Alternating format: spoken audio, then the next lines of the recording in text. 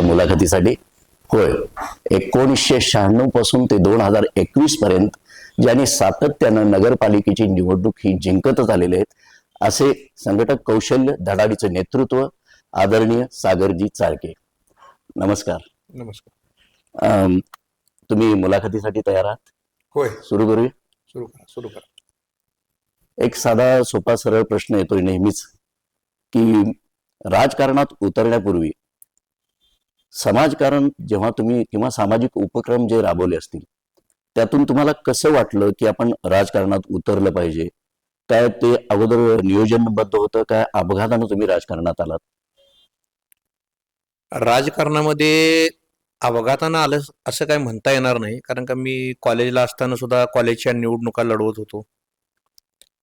त्यानंतर 1992 साली लंगोटे मळ्यामध्ये एक युवकांची संघटित फळी तयार करून एक मंडळाची स्थापना केली. 1996ला ज्या वेळेला निवडणुका लागल्या त्यावेळेला आमच्या वार्डामध्ये निवडणूक लढवायला कोण तयार नव्हतं. बर. आणि मग त्यावेळेचे नेते मंडळी कल्लापन्ना आवाडे दादा यांनी मला बोलवलं, कारण का मी त्यावेळेला त्यांच्या बरोबर काम करत होतो. आणि त्यांनी म्हटले की तू ह्या वार्डामध्ये निवडणूक लढव, कारण का त्यावेळेला निवडणूक लढवताना समोर जे आमचे उमेदवार होते ते तुल्यबळ उमेदवार होते. अच्छा. आणि मग आवाडे दादा म्हटले तू लढू, आपण सगळं बघूया काय करायचे.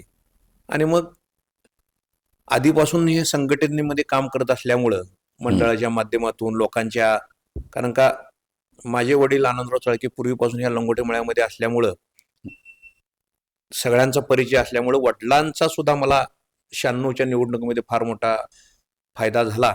आणि त्यांच्या आशीर्वादामुळं मी 1996ला पहिल्यांदा नगरसेवक झालो. बरोबर. मग याच्यामध्ये ही राजकीय प्रेरणा तुम्हाला तुमच्या वडिलांच्याकडूनच मिळाली? होय, वडिलांच्याकडून मिळालं, पण वडील कधी राजकारणामध्ये दुरान्वये कधी त्यांचा संबंध नव्हता. पण गावामध्ये आनंदराव चाळके किंवा भागामध्ये नाव चांगलं असल्यामुळं त्याचा फायदा मला मिळाला. म्हणजे महाविद्यालयीन निवडणुका जिंकत असताना तो कॉन्फिडन्स तुम्ही तिथून घेऊन जो आलात तो तुम्हाला ह्या प्रभागामध्ये उपयोग पडला. पण राजकारणामधील अशी एखादी व्यक्तीचं तुम्ही नाव सांगू शकाल काय जी तुम्हाला प्रेरक वाटते, म्हणजे तुमचं स्फूर्तीस्थान, प्रेरणास्थान वाटते? राजकारणामध्ये म्हणजे 1985ला ज्या वेळेला ते नगरसेवक होते त्यावेळेची, त्या काळात आम्ही 96ला म्हणजे 10 वर्षांना आम्ही निवडणूक लढवली. त्यानंतर त्यावेळेचे जे नगरसेवकांचे काही जे सभागृह चालवायचे, सभागृहात काही काम करायचे, मग आमचे प्रताप फोगाडे असतील, त्यावेळेचे नगरसेवक सूर्याजी साळुंके असतील, की ते जनतेसाठी लढणारे नगरसेवक म्हणून होते. आणि त्यावेळेला त्यांच्या माध्यमातून आपल्याला त्यांचा सुद्धा आम्हाला लक्षात येतं की आपण ह्या पद्धतीनं काम करायला पाहिजे. बरोबर. 1996ला तुम्ही असं म्हटलं की कल्लापन्ना दादांनी तुम्हाला सांगितलं की तुम्ही उभे राहा, पण त्यानंतरच्या सातत्यानं निवडणुका बघत गेल्यानंतर तुम्ही तो पक्ष म्हणून कुठली निवडणूक फारशी लढवली असं आम्हाला वाटत नाही. म्हणजे स्वतंत्रपणे तुम्ही तुमचा एक दरारा म्हणा किंवा औरा निर्माण केला एक ह्या विभागामध्ये, आणि तुम्ही स्वतःच नाही तर तुमच्याबरोबर 3 ते 4 नगरसेवक तुम्ही स्वबळावर निवडून आणले. हे संघटन कौशल्य तुम्हाला कसं काय मिळालं? नगरसेवक म्हणून काम करत असताना आपण कार्यकर्ता म्हणूनच राहिलं पाहिजे. आणि कार्यकर्ता म्हणून जर राहिलं तर सगळ्यांशी आपण जोडलो जातोय. हल्ली काय होते की नगरसेवक झाल्यानंतर मी काय कुणाला त्या बाबतीत नावं ठेवणार नाही, पण नगरसेवक जरी असला तर तुम्ही खाली जनतेबरोबर जर राहत गेला तर मी आज 2025 सालापर्यंत म्हणजे जवळजवळ 29 वर्ष या गावामध्ये काम करतोय. तुम्ही कोणत्याही पदावर जरी असला तरी आपण नॉर्मल पद्धतीने जर राहत गेला, जमीन म्हणजे प्रॅक्टिकल ग्राउंड लेवलला, तर तुम्हाला स्वतः निवडून यायला कधी अडचण येणार नाही. बरोबर. आणि तुम्ही ज्यांच्या पाठीशी राहणार, आजूबाजूला जे काम करणार त्यांना सुद्धा तुम्ही निवडून आणू शकताय असा मला विश्वास वाटतो. अगदी बरोबर आहे. कारण 1996 पासून फक्त आणि फक्त तुम्ही नगरसेवक म्हणूनच, एक कार्यकर्ता म्हणूनच तुम्ही तिथं नगरपालिकेमध्ये कार्य केलं. किंबहुना एखादी व्यक्ती सातत्याने इतकी निवडून येते तर एखाद्या सभापती पदाची किंवा अन्य पदाची अपेक्षा धरली असते तर ते तुमच्यामध्ये दिसत नाहीये.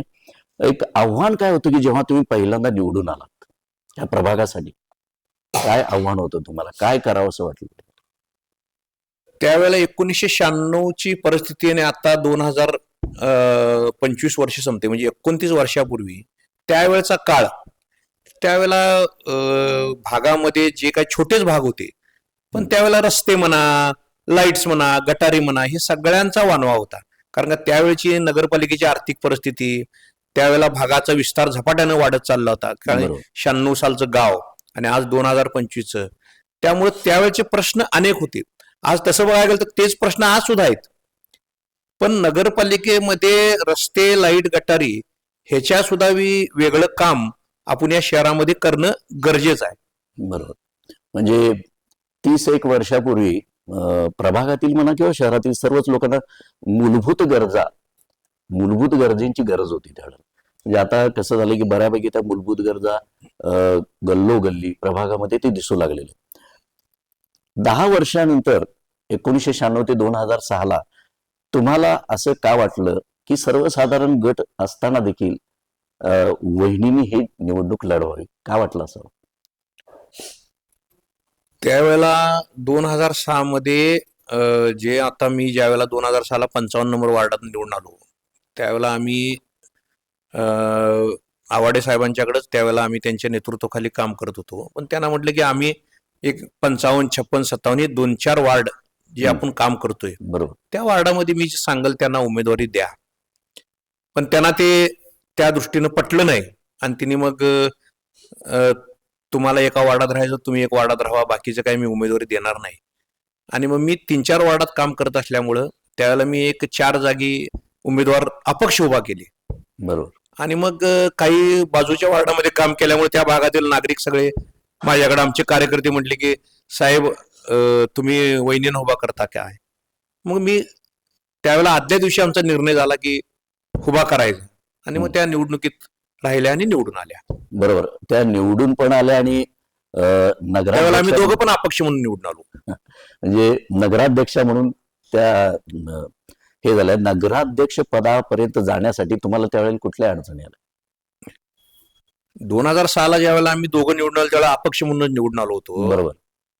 आणि त्यावेळेला काँग्रेसची सत्ता होती. हम्म. आणि आम्ही त्यावेळेला ही जे विरोधी पक्षाचे सगळे शहर विकास आघाडी म्हणून होती, त्यांच्याबरोबर आम्ही मग 3 वर्ष गावामध्ये सगळे एकत्र मोठ बांधून ठेवण्याचा प्रयत्न केला. त्यावेळेला त्यांचे शहर विकास आघाडीचे 19 नगरसेवक होते आणि आम्ही 3 अपक्ष निवडून आलतो. जनस्वराचे 1-2 निवडून आले. असे 25ची बेरीज होती आणि आम्हाला 7 लोक लागणार होते. बरोबर. त्यावेळेला काही अंतर्गत नाराजी, 2001 ते 2006 आवाडे वहिनी नगराध्यक्ष होत्या. त्यानंतर 2006ला सुद्धा त्याच नगराध्यक्ष झाल्या. बरोबर. आणि मग 2.5 वर्षाचं नगराध्यक्षपद असल्यामुळे 2009ला ते नगराध्यक्षपदाची परत निवडणूक लागली. आणि मग त्यावेळेला आमच्या सहकार्यांना सगळ्यांनी विचारलं, बाबा की निवडणूक आम्ही लढवू काय, नगराध्यक्षासाठी प्रयत्न करू काय? कारण माझे संबंध गावामध्ये सगळ्यांशी चांगला असल्यामुळं त्यावेळेला काही काँग्रेसचे नगरसेवक 7-8-10 लोक सगळे माझ्यावर यायला तयार झाले. आता त्यावेळेला तयार झाले, त्यावेळेला जे काही शेवट कसं आहे की राजकारणामध्ये काही करत असताना काही थोडंफार करायला लागते. ते जे काही करायचं आहे त्या पद्धतीने करून आम्ही त्या लोकांना आमच्याकडं घेतलं. आणि मग आम्ही दोघं अपक्ष असताना सुद्धा बरोबर. आम्ही ते मॅजिक फिगर तयार करून इचलकरंजीचं नगराध्यक्षपद मेघा चाळके यांना मिळालं. बरोबर आहे. त्यावेळेला तुम्ही शहर विकास आघाडी एक स्थापन केली, त्याची मोठ तुम्ही बांधली होती. पण वहिनी जेव्हा नगराध्यक्ष पदावरती रुजू झाल्या, तेव्हा त्या नगराध्यक्ष कालावधी त्यांचा होता 2010 ते 11, असा 1-2 वर्षाचा होता. तर त्या 2 वर्षाच्या कालामध्ये त्यांनी तुमच्या सहयोगानं कुठली उल्लेखनीय अशी कामं केली? त्यावेळेला एकतर शहरामध्ये जवळजवळ 5,000 वृक्ष लावण्याचा संकल्प आम्ही त्याच्या कालावधीत ठेवला होता. बरोबर. आणि तो संकल्प त्यावेळेला पूर्ण केला. परत महाराष्ट्रात पहिल्यांदा की या मुली जन्मणार आहेत आमच्या हॉस्पिटलमध्ये, त्या मुलींच्या नावे 5,000ची ठेव नगरपालिकेमार्फत त्याचं अनुदान द्यायचं आणि मग 18 वर्षानंतर त्यांना 1 लाख रुपये मिळतील अशी योजना आम्ही त्यावेळेला सुरुवात केली. ती एक वर्षभर चालली पण राजकीय हेतूनं सत्तावर काँग्रेसची असल्यामुळे ती योजना आम्हाला रद्द करावी लागली. मग पुढे फंड आम्हाला ते मंजुरी मिळाली नाही. त्यानंतर त्यावेळेला घंटागाडी वगैरे काय प्रकार नव्हता. कचरा उठा. घंटागाडी कचऱ्याचा प्रश्न मोठा होता. आणि मग ह्या नगराध्यक्ष म्हणून स्वतः सकाळी 6 वाजता शहरातील वेगवेगळ्या रस्त्यावर जाणे, वेगवेगळ्या ठिकाणी जाणे, की 6 वाजता स्वच्छतेचं काम चालू व्हायचं. तर म्हणजे मी आता माझी बायकोहून मी कौतुक करणार नाही, पण आजपर्यंतच्या महाराष्ट्राच्या इतिहासामध्ये की पहाटे 5:30-6ला नगराध्यक्ष म्हणून त्या ठिकाणी जाणे, आणि त्यावेळेचे आमचे आरोग्य अधिकारी, आता सुद्धा आरोग्य अधिकारी म्हणून डॉक्टर संगेवार या शहरात बरोबर. काम करतात. बरोबर. ते अजून की म्हणतात की पहाटे 6ला आम्हाला जर कोण बोलवलं असेल स्वच्छता बघायला तर त्या मेघा चाळकेच बोलवत होत्या. त्यानंतर आम्हाला कधी कोण पहाटे 6ला कधी बोलवलं नाही.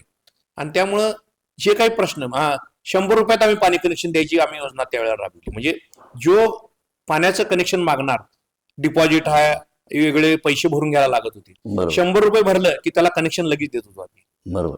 आणि मग पाण्याचा प्रश्न, वेगवेगळे प्रश्न, समस्या, ह्या नागरी समस्या वेळोवेळी राहणारच आहेत. बरोबर. जरी किती तुम्ही पुढे गेला तरी शहराचा वाढ विस्तारानं होत असल्यामुळं त्या समस्या राहणार आहेत. पण त्या ठिकाणी काम करणारे लोक, ज्या वेळेला हातामध्ये तुमच्या सत्ता मिळत्या किंवा नगराध्यक्षपद मोठं पद येतंय, त्यावेळेला शहरासाठी वेळ देणं, काम करणं. आता सुद्धा मी ह्या निमित्तानं आमच्या सगळ्या नगरसेवकांना आवाहन करतो की आपण 5 वर्षे जर निवडून येणार असलाय तर जनतेसाठी वेळ द्या. बरोबर. निवडून आलं असं म्हणू नका की त्यावेळेला आम्ही असं केलो, काय असेल ते त्यांचं दिलो. जनताची काही चूक नाही. त्यामुळे तुम्ही 5 वर्षे त्यांच्यासाठी जे काही तुम्ही नगरपालिकेत निवडून येण्यासाठी करावं लागतं ते करा. पण केल्यानंतर ती भावना कुठं बोलून दाखवायची नाही, मी त्यावेळेला ह्याचं असं केलोय, त्याचं तसं केलोय.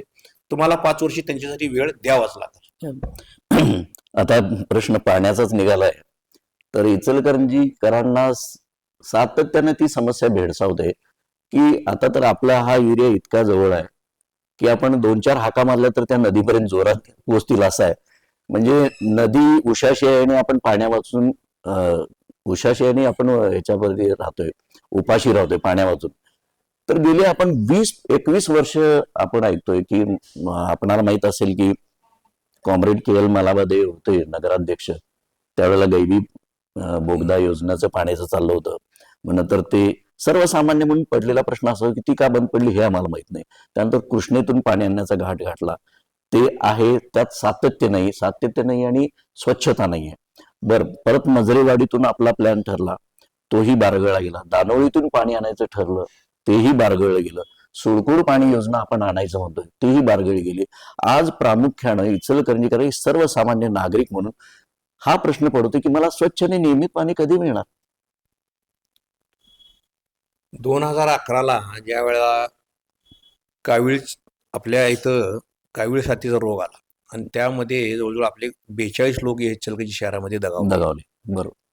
आणि त्यावेळेला की त्यावेळेचे आमदार हळवणकर साहेबांनी ती एक नवीन योजना गावासाठी आणायला पाहिजे म्हणून ती योजना, दानोळीची योजना, तिने त्यावेळेला संकल्प तयार केला. ती योजना मंजूर सुद्धा केली. पण ज्या वेळेला योजनेचा शुभारंभ करायला ठरला, देवेंद्र फडणवीस त्यावेळेला मुख्यमंत्री होते, त्यांनी त्या ऑनलाईन त्याचं उद्घाटन केलं.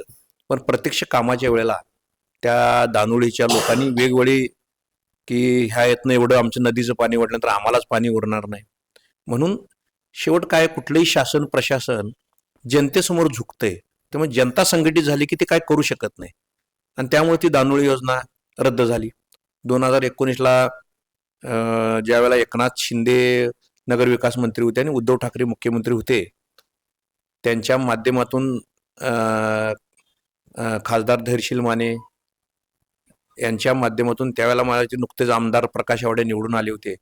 त्यांनी ती सुळकूड योजना, आपण त्यावेळेला जयंत पाटील असतील, त्यावेळेचे आमचे सहकारी मदन कारंडे आहेत, विठ्ठल चोपडे आहेत, ह्या सर्वांनी मिळून, का ती राष्ट्रवादीची होती, बरोबर, आणि जयंत पाटील फायनान्स मिनिस्टर होते, नगरविकास खातं एकनाथ शिंदे यांच्याकडे होतं, त्यांनी सर्वांनी मिळून ऑनलाईन योजना ती मंजूर केली, त्याचा निधी सुद्धा आला. बरोबर. पण दानोळीमध्ये विरोध केल्यामुळं हे एकदा जनतेला कळलं की इचलकरंजी शहराला विरोध केला तर ह्या लोकांचं आपल्यासमोर काय चालत नाही, म्हणून त्या सुळकूडचे लोक परत उठले आणि त्यांनी ती योजना आम्ही होऊ देणार नाही म्हणून आज तशीच योजना ती बारगळली. मग असं मला वाटतंय की एखादं मुठभर लोकसंख्या असलेलं गाव आज महापालिकेच्या इतक्या बलाढ्य जनसंख्येला झुकवते. मग तुम्ही सगळे नगरसेवक पूर्वी जे होतात किंवा प्रशासन म्हणा किंवा विद्यमान आमदार म्हणा, ठोस याच्याविषयी का पावलं उचलत नाही? आता काय आहे की जनतेनं खरं म्हणजे जनतेला गृहीत धरून आपण काम करून उपयोग नाही, कारण का जनतेची काय चूक नाही. जनता काय म्हणते की तुम्ही नगरसेवक, आमदार, खासदार आम्ही तुम्हाला निवडून दिले, तुम्ही ताकद लावून निवडून आणा. आणि आम्ही काय म्हणतोय लोकप्रतिनिधी, जनतेनं रस्त्यावर उतरायला पाहिजे. जनता काय म्हणते की आम्ही तुम्हाला लोकप्रतिनिधी दिले, तुम्ही ताकद लावा, शासनात जावा, ते बरोबर. बसा आणि ती योजना आम्हाला पोलीस बंदोबस्त लावा, पण ती योजना मार्गी लावून द्या. बरोबर. पण आज तागायत तशीच योजना ती बंद पडलेली आहे.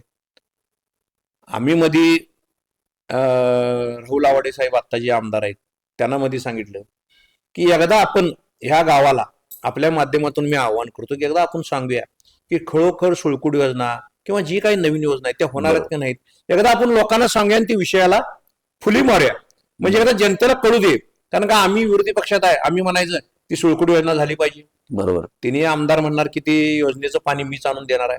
पण 2019 पासून आज 2025 म्हणजे 6 वर्ष झाली, त्याच्या आधी जवळजवळ 5 वर्ष झाली, पाणी काय इचलकरंजीला आलं नाही.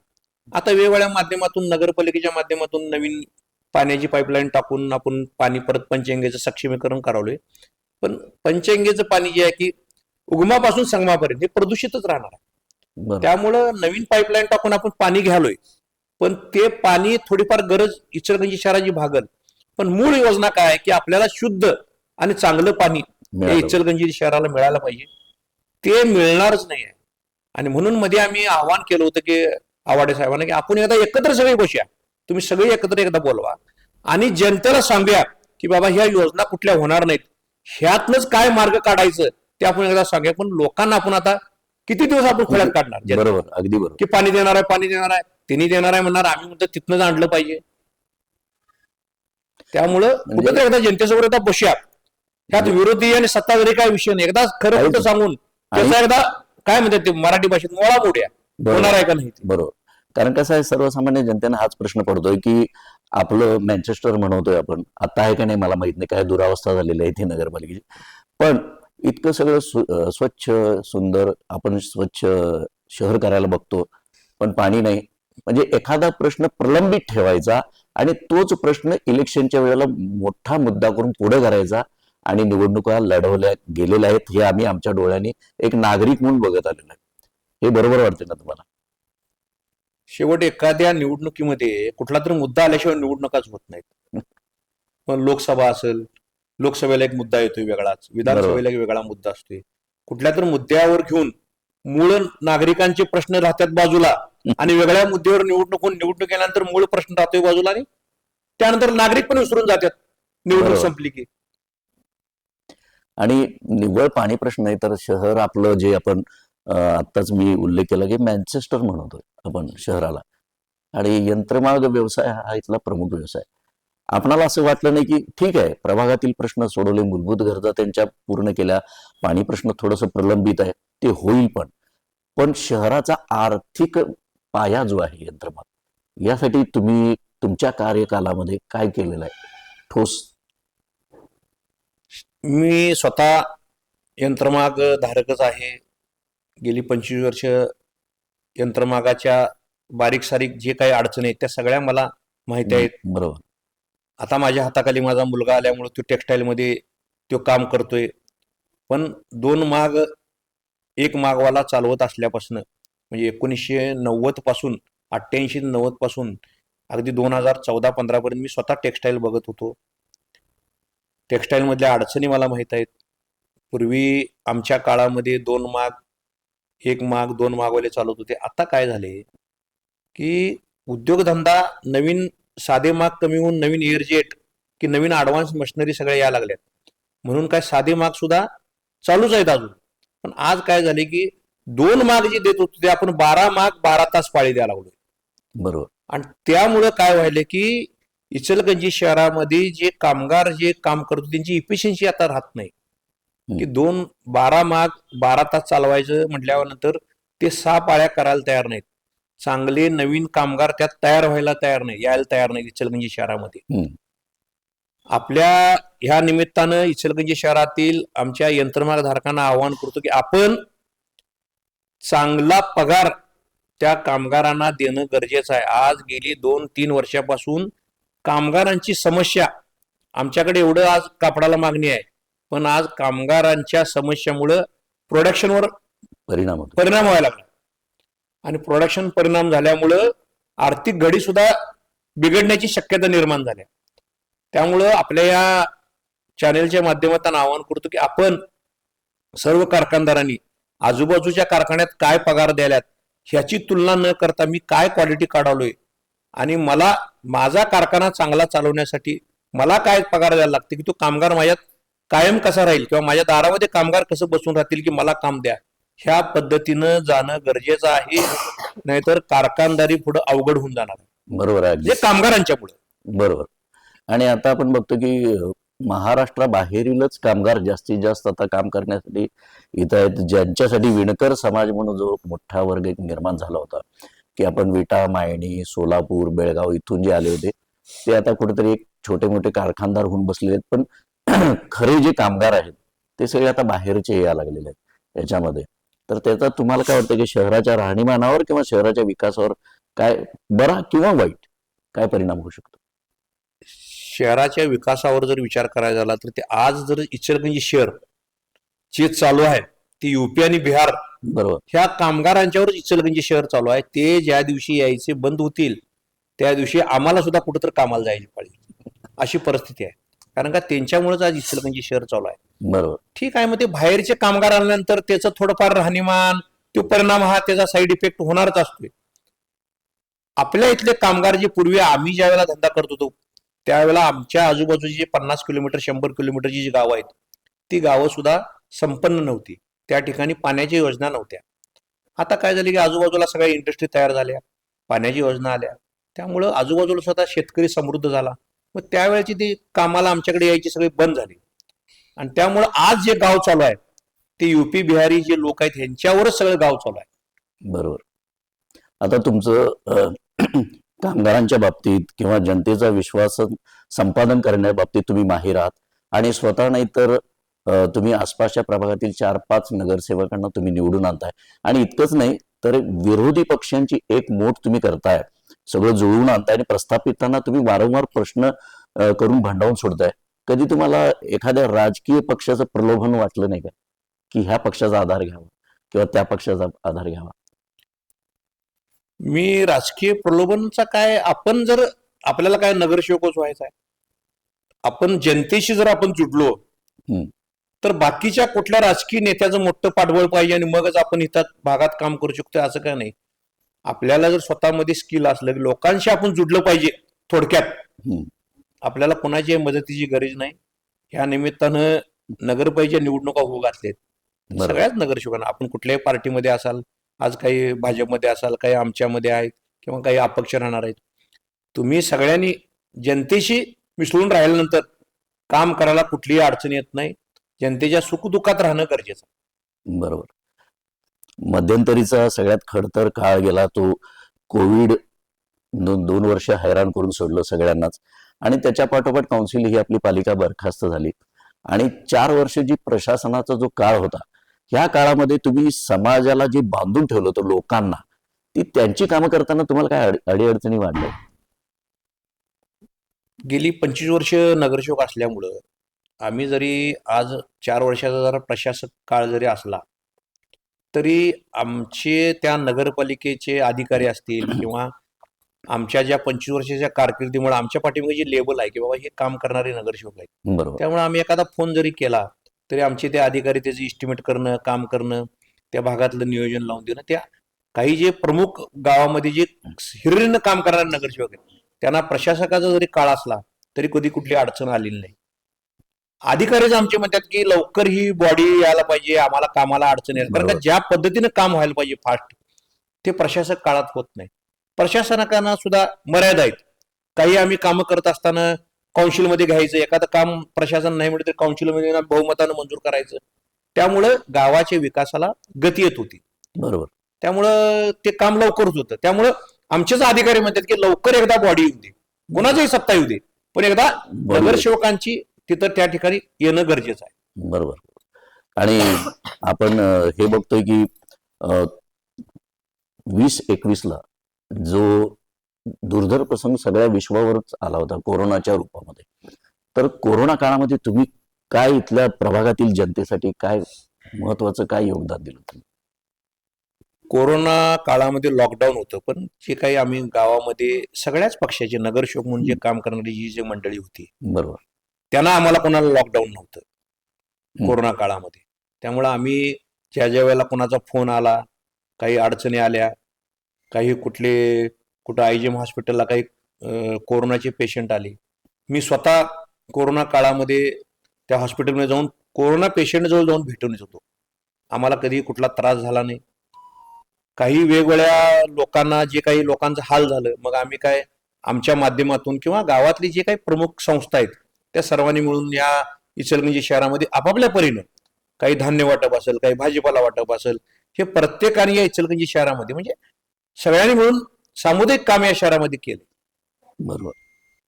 आता आपण बघतोय की गेल्या प्रशासनाच्या काळामध्ये सातत्यानं रहिवाशांची एक तक्रार होती, खड्ड्यांचं रस्ते खूप खराब झालेत आणि आता वॉर फुटिंगनं आता काहीतरी कामं चालू आहेत मुख्य रस्त्याची, याबद्दल तुम्हाला काय म्हणायचं? शहराच्या खड्ड्याच्या बाबतीत तर तुम्ही आता इथनं जर इचलकरंजी महापालिकेत जायचं म्हटलं तर तोपर्यंत अंगावर धूळ तयार होणार अशी परिस्थिती बरोबर. आहे. त्यासाठी त्याचं नियोजन प्रशासनांच्याकडनं व्हायला पाहिजे, पण ते नियोजन व्हायला तयार नाही. मग काही वेगवेगळ्या माध्यमातून काही कामं चालू असल्यामुळं तरी पण उकरायचं काम चालू आहे. पण वेळच्या वेळी जर त्याचं नियोजन केलं तर चांगले दर्जेदार रस्ते, आता मध्ये 52 कोटी रुपये शासनाचे मागच्या वर्षी मंजूर झाल्यात, पण बरोबर. आज तागायत आम्हाला बी कळलं की ते 52 कोटी रुपये कुठं थांबले. रस्त्यासाठी मंजूर झालेले पैसे आहेत, पण अजून त्या कामाचं काय झालंय काही कळायला मार्ग नाही. बरोबर आहे, कारण नदीकाठचा रस्ता आपण जो आता सुंदर आणि मोठा वाटत असला तरी 2 ते 3 लोकांचे तिथं बळी गेलेले आहे या रस्त्याच्या कामामध्ये. तर असे कुठलेच प्रसंग आपल्या इचलकरंजी वासियांच्यावर उद्भवू नयेत याविषयी आपण काळजी घेतलीच पाहिजे. महत्वाचा एक प्रश्न म्हणजे तुम्ही 2006ला वहिनींना उमेदवारी देऊन महिला सक्षमीकरणाच्या बाबतीत मोठं पाऊल उचललं, त्या नगराध्यक्ष पदापर्यंत गेला, उल्लेखनीय त्यांनी कामगिरी देखील केली. आता राहता राहिला प्रश्न, हे सगळं आपण बोल मूलभूत गरजा, विकास कामं ह्यांच्याविषयी आपण नेहमी बोलत असतो. विकासाच्या पलीकडे जाऊन तुम्हाला काही आठवते की प्रभागातील किंवा इचलकरंजी वासियांसाठी विकासाच्या पलीकडे जाऊन तुम्ही काय कामं केली? विकासाच्या पलीकडे म्हणजे ज्या ज्या वेळेला इचलकरंजी शहराचे वेगवेगळे प्रश्न निर्माण होतील. आता मध्ये काय झालं की 2013ला या शहरामध्ये 42 दिवस कामगारांचा संप झाला बरोबर. आणि 42 दिवस या ठिकाणी पूर्ण गाव बंद होतं. त्यावेळेला पूर्ण आम्ही त्यामध्ये हे संप मिटून या इचलकरंजीची जी थांबलेली चक्र आहेत ते चालू करण्यासाठी माझ्याबरोबर सगळ्यांनीच, आमचे जे टेक्सटाईलमध्ये काम करणारे जे यंत्रमाग संघटना सगळेजण होते. बरोबर. पण मला त्या गोष्टीचा एक आनंद आहे की त्यामध्ये लवकरात लवकर इचलकरंजी चालू करण्यासाठी एक धडाडीनं काम केलेला मी एक कार्यकर्ता आहे. कारण 42 दिवस आजपर्यंतच्या इतिहासामध्ये बरोबर. इचलकरंजी कधी बंद नव्हती आणि मग त्यावेळेला हे प्रश्न मिटावा, लवकरात लवकर गाव चालू व्हावं म्हणून या इचलकरंजी शहरामध्ये सर्व संघटना, सर्व या शहरातील नागरिक, समाजसेवेमध्ये काम करणारे काही लायन्स क्लब आहेत, रोटरी क्लब आहेत, या सगळ्यांनी एकत्र करून एक मोठा मोर्चा या शहरामध्ये आम्ही प्रांत ऑफिसला काढला आणि त्यानंतर तातडीनं त्यावेळेचे तत्कालीन कामगार मंत्री मुश्रीफ साहेब असतील, त्यावेळेचे हळवंकर साहेब असतील, या सर्वांनी मिळून एक बैठक लावून जे काही मजुरी वाढीचा तोडगा काढला. ते तोडगा काढल्यानंतर 2013 मध्ये 42 दिवसाचा संप झाला इचलकरंजी इतिहासात. पण त्यानंतर परत कधी संप करण्याचा प्रसंग किंवा कामगारांना परत मला मजुरी वाढीचा प्रसंग या शहरावर आला नाही. कायमस्वरूपी तोडगा काढण्यामध्ये मी एक कार्यकर्ता म्हणून त्यात सहभागी होतो. बरोबर. अगदीच समस्या जखमेवर नुसतं फुंकर घालून चालत नाही, ती जखम पूर्णपणे बरी करायला लागते. आपला जो प्रभाग आहे तो वारंवार आपण 1-2 वर्षांना बघतो की पुराचं पाणी नेहमी येतं. पूरग्रस्तांचे पंचनामे करा, मग ते परत सगळी ती लोकप्रतिनिधी म्हणून तुम्ही जबाबदारी घेताय, मग त्यांचं स्थलांतर करतो आपण आणि एखाद्या विशेष ठिकाणी ठेवतो आणि मात्र तिथं त्यांना अन्न पुरवण्यासाठी सगळ्याच संघटना धावतात. पण ह्याच्यावरती मूलभूत काय काय करायला पाहिजे? मग ते भले ते आलमट्टीचं पाणी तटवणे असेल किंवा नैसर्गिक आपत्ती असेल, जोरदार पाऊस झाला असेल, याविषयी काय करू शकतो आपण? हे दरवर्षी आपण पूर येणार, 1-2 वर्षानंतर स्थलांतर करायचं, प्रत्येक संघटना मंडळ येतं, जेवण वाटतं, तिथं जो एकोपा दिसतो. तर ह्या कायमस्वरूपी ही समस्या बाजूला करण्यासंदर्भात तुमच्या डोक्यामध्ये काय विचार आहेत? आता काय झालंय की आमच्या घरापासून नदी 1 किलोमीटरवरच आहे. बरोबर. आता पूर ही समस्या कशी आहे की पूर्ण ज्या पूरग्रस्त भाग म्हणून जो पार प्रयाग चिखलीपासून पार खाली कृष्णा काठापर्यंत आणि मग तिथनं पुढे जे काही सगळे शिरोळ तालुका आहे आमचा, ह्यो थोडा पट्टा आहे, या भागामध्ये सातत्यानं पुराचं पाणी ज्या ज्या वेळेला म्हणजे 2005 ला एक मोठा पूर आलता, त्यानंतर 2019 ला एक मोठा पूर आला. बरोबर.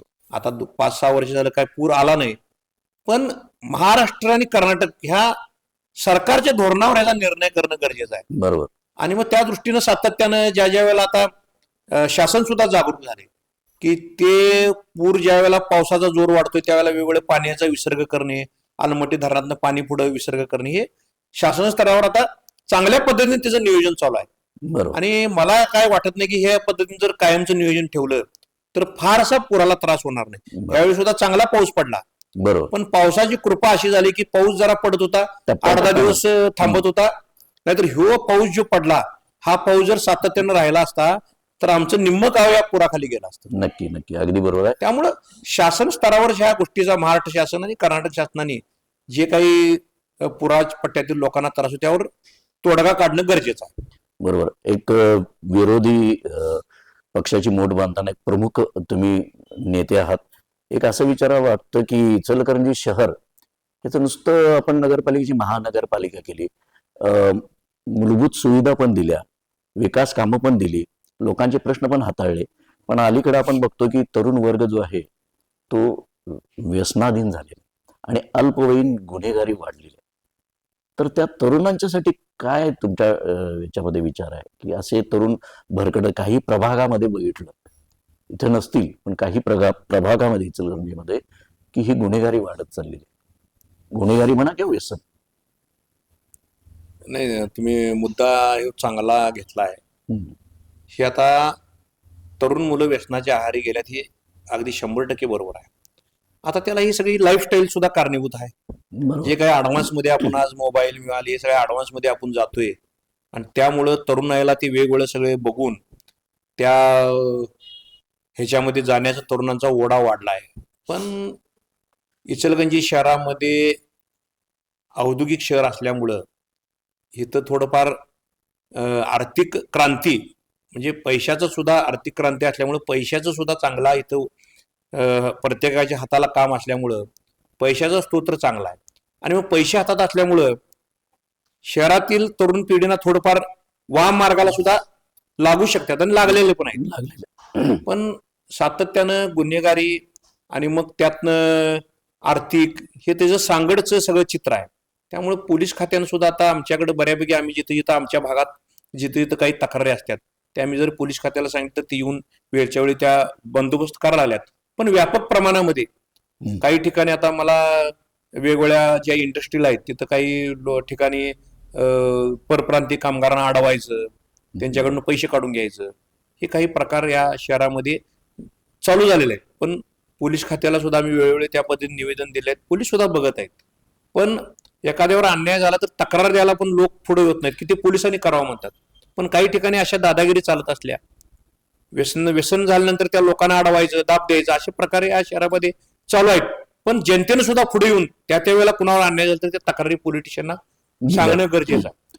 ह्या गोष्टी सामुदायिक करणे गरजेचं आहे. बरोबर आहे. लोकांचं काय होतंय आता ते करतात तिथं सगळी दंगा करतात पोरं, तर आम्ही कसं तक्रार देऊ, उद्या काय आम्हाला एकट्याला केलं तर काय करायचं, बरोबर. असे काही प्रकार या शहरामध्ये लोकांचं बी काय झाले की कोणतर करावं, आम्ही काय करणार नाही, ते सगळ्यांनी म्हणून करणं गरजेचं आहे. आणि याच्यामध्ये सगळ्यात प्रामुख्याने एक गोष्ट जाणवते की काही ठराविक गुन्हेगारीच्या प्रवृत्ती आहेत त्यांना काही लोकप्रतिनिधींचा आपण पाठिंबा असतो. तू बघ, मी काय करायचं ते माझं बघतो.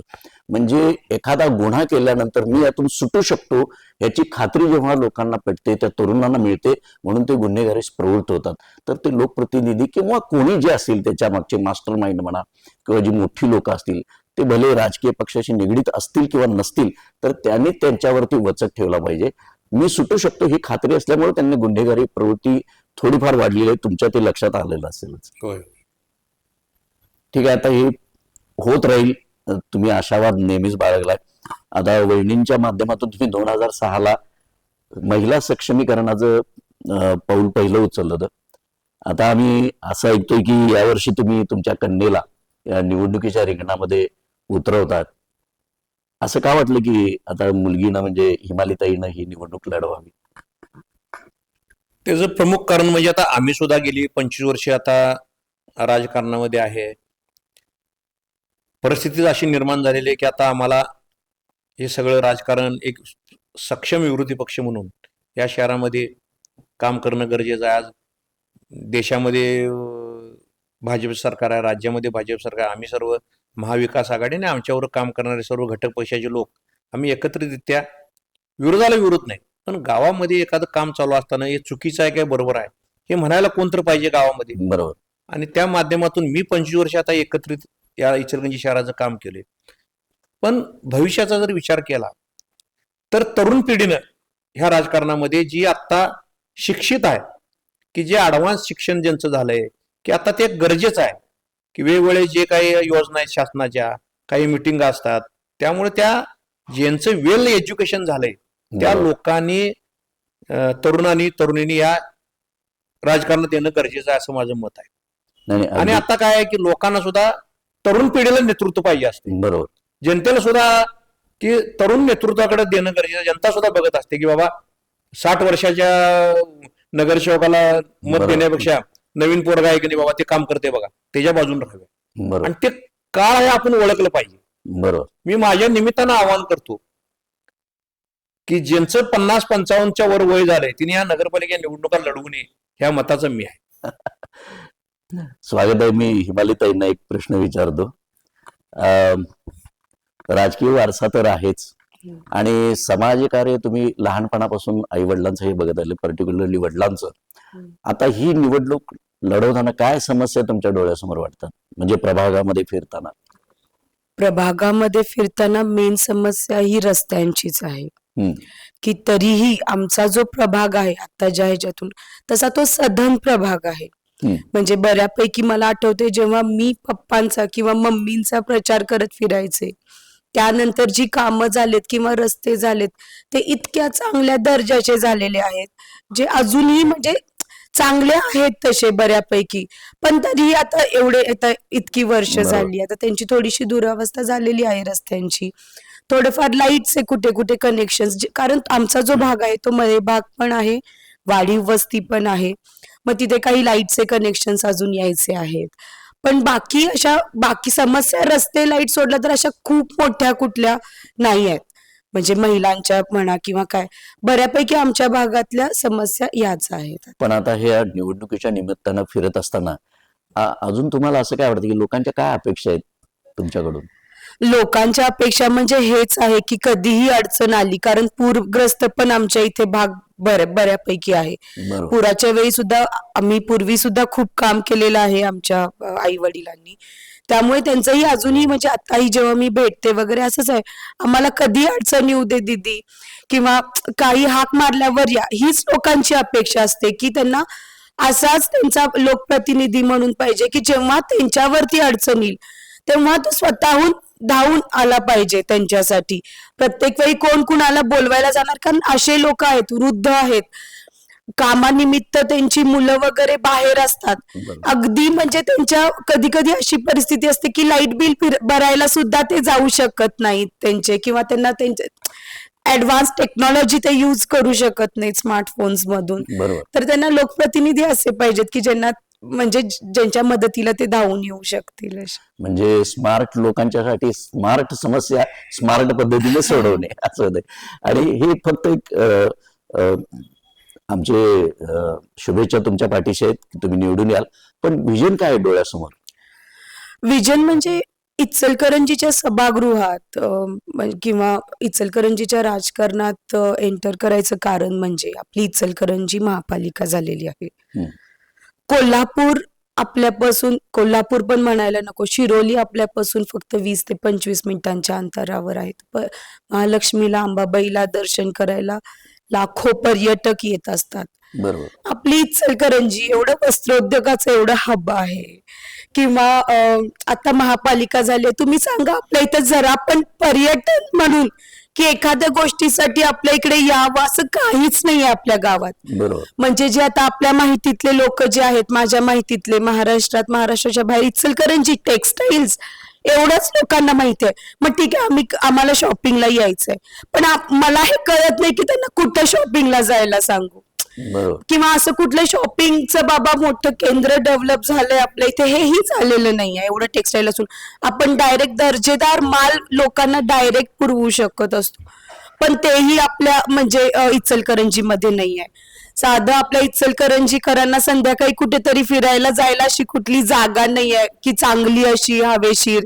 म्हणजे आपला पंचगंगेचा घाट हा चांगल्या पद्धतीने डेव्हलप व्हायला पाहिजे, की जेणेकरून आपल्या आजूबाजूचे वृद्ध असतील, आपली मुलं असतील, अगदी म्हणजे आमच्या मुलांना सुद्धा कुठे घेऊन जायचं आम्हाला इचलकरंजीत प्रश्न पडतो. बरोबर. अगदी पंचगंगा घाट जरी छान डेव्हलप केला तरी आपलं इचलकरंजी एकदम समृद्ध होऊन जाईल असं मला वाटतं. अगदी अगदी बरोबर आहे. हा. नुसतं शहर वाढून चालत नाही, चालत तर नाही. शहराबद्दल इतर लोकांना आकर्षण पण वाटलं पाहिजे. हा. जनरली इचलकरंजीमध्ये येणारे विचारतात की पन्हाळा किती लांब आहे, हा. ज्योतिबा किती लांब आहे, कोल्हापूर किती लांब आहे. इचलकरंजी शहरामध्ये हेच वाटत नाही.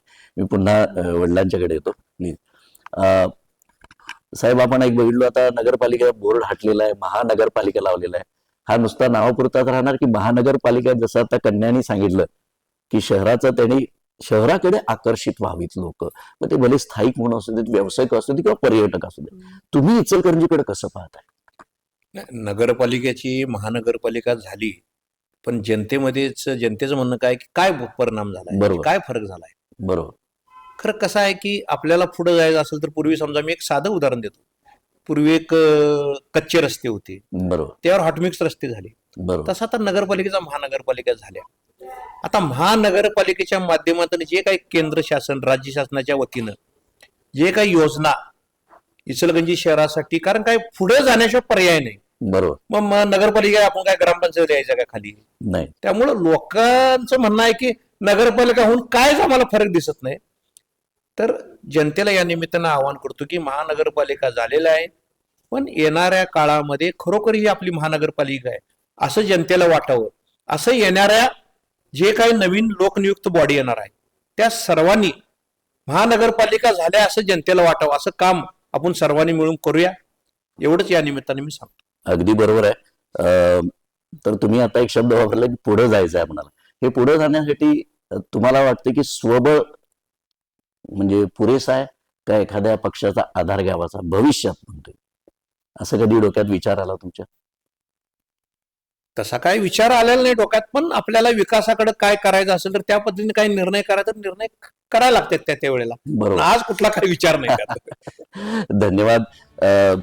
तर आता पण चाळके साहेब आणि त्यांची कन्या हिमालीताई जे नव्यानंच निवडणूक रिंगणामध्ये उतरलेले आहे, यांना पुढच्या संपूर्ण राजकीय वाटचाली संदर्भात मँचेस्टर टाइम्स मनापासून शुभेच्छा देते.